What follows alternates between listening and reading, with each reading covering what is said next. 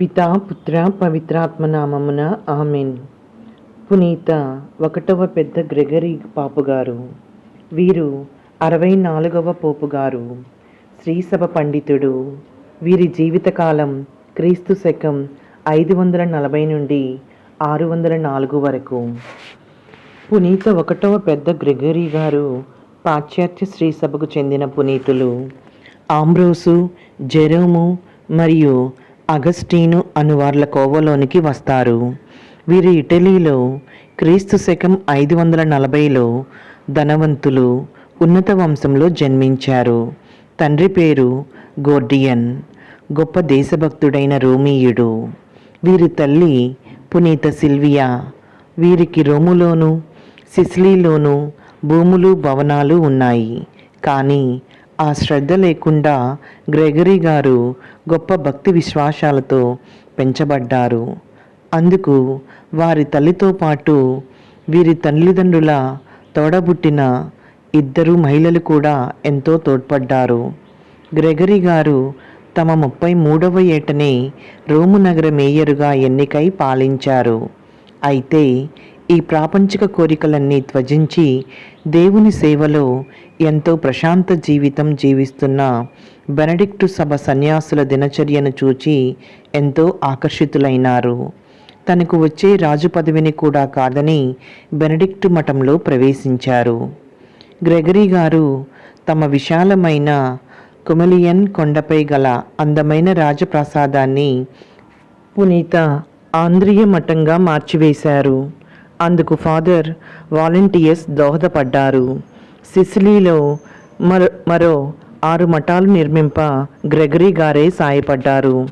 వీరు తమ స్వంత ఆస్తిపాస్తులను చాలా మట్టుకు పేదలకు దానం చేశారు. శ్రీసభకు ఇచ్చివేశారు. ఆ కాలంలో పోపుగారిగా ఉన్న పునీత 1వ పెలాజియస్ గారి పాలనలో గ్రెగరీ గారు డీకను మరియు గురువు అయ్యారు. వారి భక్తి శక్తికి ముగ్ధులై పోపుగారు గ్రెగరీ గురువు గారిని పోపు ప్రతినిధిగా కాన్స్టాంటినోపుల్కు పంపించారు. అక్కడ వారు క్రీస్తు శకం 579 నుండి 586 వరకు పనిచేశారు. తిరిగి రోము వచ్చి పునీత ఆంద్రియ మఠాధినేతగా ఉన్నారు. గ్రెగరీ గారు అన్ని మతస్థుల్ని క్రైస్తవ జీవన విధానంలోనికి తెచ్చేందుకు చాలా ఉత్సాహం చూపించారు. ఇంగ్లాండ్ వెళ్ళి అక్కడ మత ప్రచారం చేయాలని ఆశపడ్డారు. అయితే వారికి గురువుగా మరో బాధ్యత వచ్చింది. ఆ రోజుల్లో ఇటలీలో లొంబార్డీ వారి దాడులు, కరువు మరియు దాపురించిన ప్లేగు అంటువ్యాధి ఎందరో ప్రజల్ని పొట్టన పెట్టుకుంది. ఆ సమయంలో గ్రెగరీ గారు శ్రీసభ తరపున శక్తి మేర సేవలందించారు. ఈ సేవలోనే అప్పటి పోపు అయిన 2వ పెలాజియస్ గారు ప్లేగు వ్యాధి సోకి క్రీస్తు శకం 590లో పరలోక ప్రాప్తి నొందారు. ఆ సమయంలో పీఠాధిపతి కూడా కాదు, కేవలం పునీత ఆంద్రియ మఠాలయం అధిపతి గురువుగా ఉన్న గ్రెగరీ గారు ఏకగ్రీవంగా పోపుగా ఎన్నికవ్వటం ఆనాటి గొప్ప విశేషంగా చెప్పుకున్నారు.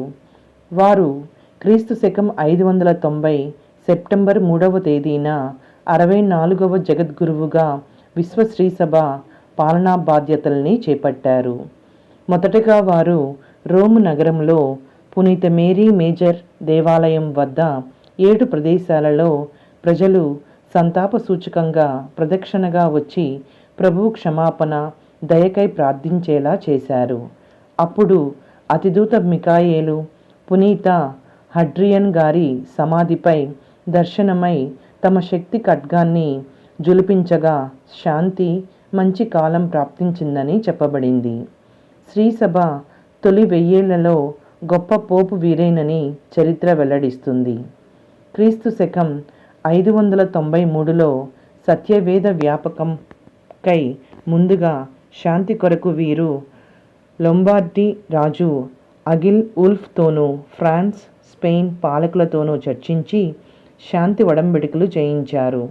వీరి ఆదేశంపై పునీత అగస్టీను గారు తమ 40 మంది గురువులతో క్రీస్తు శకం 596లో ఇంగ్లాండు వెళ్ళి మత ప్రచారం ముమ్మరం చేశారు. శ్రీసభ క్రమబద్ధంగా ఉండేందుకు గ్రెగరీ గారు పూర్తి కృషి చేశారు. ఘనాపాటి అనిపించారు. పునీత గ్రెగరీ గారు శ్రీసభ దైవార్చన సంగీతాన్ని సంస్కరించారు.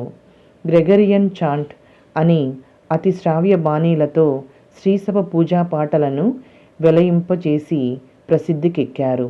వీరు ప్రామాణిక పూజా ప్రార్థనల్ని కూడా సవరించారు. ప్రస్తుతం మనం చెప్పే పరలోక జపం వారు ఆమోదించింది. వీరు క్రైస్తవ జీవితం సిద్ధాంతాల మీద రచనలు చేశారు. విశ్వలేఖలు వెల్లడించారు.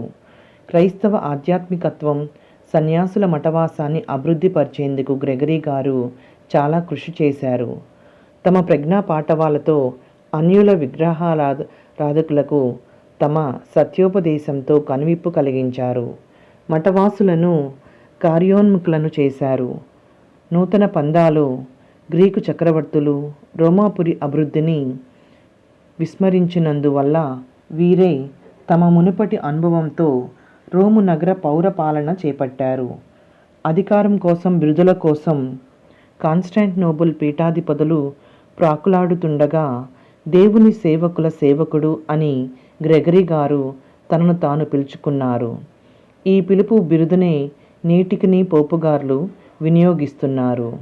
గ్రెగరీ గారు క్రీస్తు శకం 604 మార్చి 12న పరలోక ప్రాప్తి నొందారు.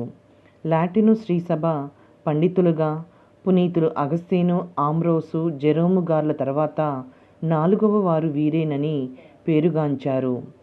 వీరి మధ్యవర్తిత్వాన జరిగిన అద్భుతాలకు లెక్కలేదు.